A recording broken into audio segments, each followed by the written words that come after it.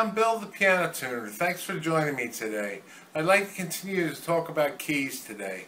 If you come over here, I want to talk about, review what I said last week. What I like to do with removing keys is use steam. I steam the key, and then I take an X-Acto knife, that's what this is, and pick out the old key bushings.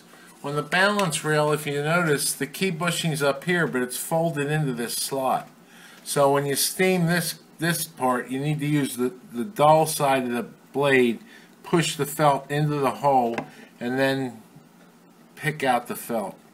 Now the most important thing is to not damage the wood. You only want to take out the felt. That's why I like to use steam, because it works much better than some people use vinegar and water, and they saturate the bushing and pick them out, but you damage the wood too much with that. With steam, you don't have any problems getting the bushings out.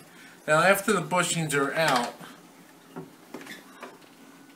you take felt. This is a metal caul. This is what you put in the key to hold the felt in place. I use hot hide glue. The key's not this. You gotta imagine this key bushing not being in there. I paint the key with a hot hide glue and take 2 pieces of felt.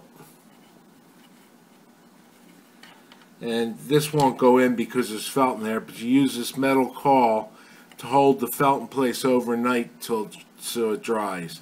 Next morning you cut the excess felt off, take the caul out, and the key's rebushed. Now the first thing you do when you're done the key rebushing is to check and see whether a key bushing's too tight or loose or whatever. This key bushing, see, it's new, it hardly moves at all. But let's say it was too tight. The way you check to see if it's too tight is you lift the key about a 1/4 inch above the balance rail, that's here, and let it go, and if it's right, it'll go directly down.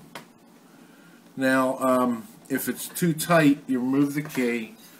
This is called a key easing plier. It's not a wood crushing plier, it's a key easing plier. You just put this in and gently squeeze. Gently squeeze. You do each side, and then you go over here and do the same thing here. Just lightly nudging it, squeezing it lightly. And then of course you push back in the key, the piano, and check it again. And when you get it right, you're done key bushing.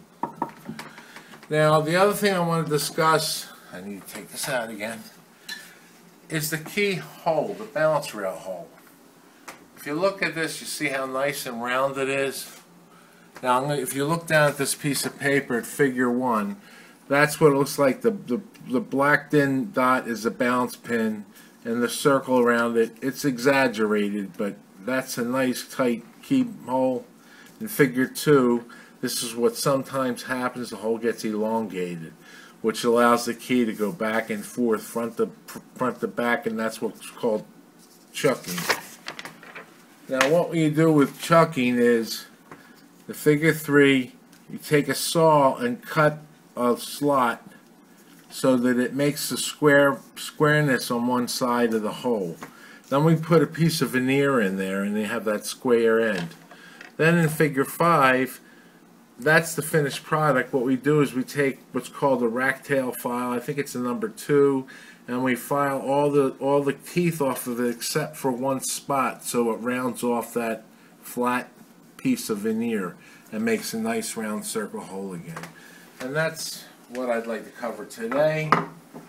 I'm off to Doylestown to tune a piano, and I'll be perfecting each note 1 key at a time. Thanks for watching. Bye-bye.